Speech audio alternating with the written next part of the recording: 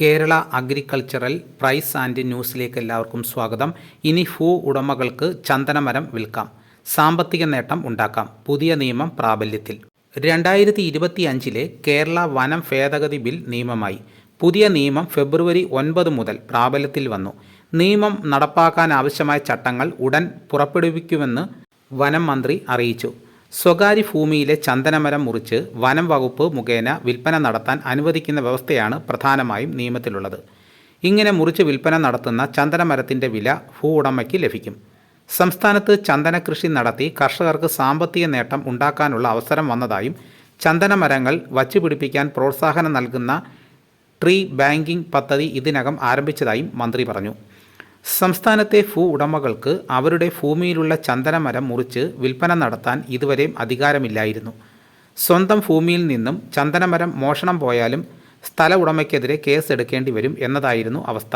ഉണങ്ങിയതും അപകടകരമായതുമായ ചന്ദനമരങ്ങളും സ്വന്തം ആവശ്യത്തിന് വീട് വയ്ക്കുന്ന സ്ഥലത്തുള്ള മരങ്ങളും മാത്രം ഒരു സമിതി പരിശോധിച്ച് ശുപാർശ ചെയ്താൽ മാത്രം അനുവാദം നൽകാം എന്നതായിരുന്നു മുൻ വ്യവസ്ഥ. കോടതിയിലെത്തുന്ന വന കുറ്റകൃത്യങ്ങൾ രാജിവെക്കാൻ നിയമത്തിൽ വ്യവസ്ഥ ഉണ്ടായിരുന്നില്ല. പുതിയ നിയമം നിലവിൽ വന്നതോടെ അത്തരം കുറ്റകൃത്യങ്ങൾ കോടതിയുടെ അനുവാദത്തോടെ രാജിയാക്കാൻ സാധിക്കുമെന്നതാണ്.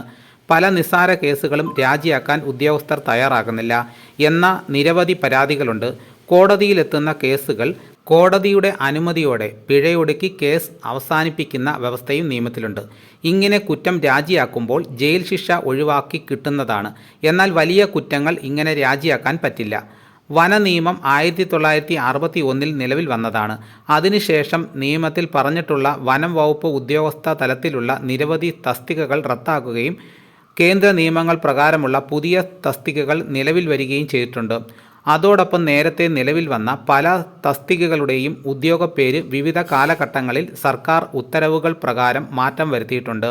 ഈ മാറ്റങ്ങൾ നിയമത്തിൽ ചേർക്കുന്നതിന് ഫോറസ്റ്റ് ഓഫീസർ എന്ന പദവിയുടെ നിർവചനത്തിൽ ഭേദഗതി വരുത്തി. MLA-മാരുടെയും മറ്റ് സബ്ജക്റ്റ് കമ്മിറ്റികളുടെയും അഭിപ്രായം മാനിച്ചാണ് കഴിഞ്ഞ 64 കൊല്ലമായി വനം വാച്ചർമാർക്ക് ഉണ്ടായിരുന്ന അറസ്റ്റ് ചെയ്യാനുള്ള അധികാരം എടുത്തു കളഞ്ഞത്. അപ്പോൾ ഇനി എല്ലാവർക്കും ചന്ദനമരം വയ്ക്കാമെന്നാണ് പറയപ്പെടുന്നത്. അപ്പോൾ അങ്ങനെ വയ്ക്കാമെന്നുണ്ടെങ്കിൽ വനം വകുപ്പിൻ്റെ അറിവോടുകൂടി ഈ കൃഷി ആരംഭിക്കാവുന്നതാണ്. ഇതോടുകൂടി വീഡിയോയുടെ പൂർണ്ണമാകുന്നു. എല്ലാവരും ഒന്ന് ലൈക്ക് ചെയ്ത് സപ്പോർട്ട് ചെയ്യണം. ആദ്യമായിട്ടാണ് ഈ ചാനൽ കാണുന്നതെങ്കിൽ സബ്സ്ക്രൈബ് ചെയ്യാൻ മറക്കരുത്. നിങ്ങളുടെ അഭിപ്രായങ്ങൾ കമൻറ്റായിട്ട് രേഖപ്പെടുത്തണം. ഈ വീഡിയോ എല്ലാവർക്കും ഒന്ന് ഷെയർ ചെയ്ത് കൊടുക്കണം. മറ്റൊരു വീഡിയോയുമായിട്ട് ഉടനെ എത്താം. എല്ലാവർക്കും എൻ്റെ നന്ദി.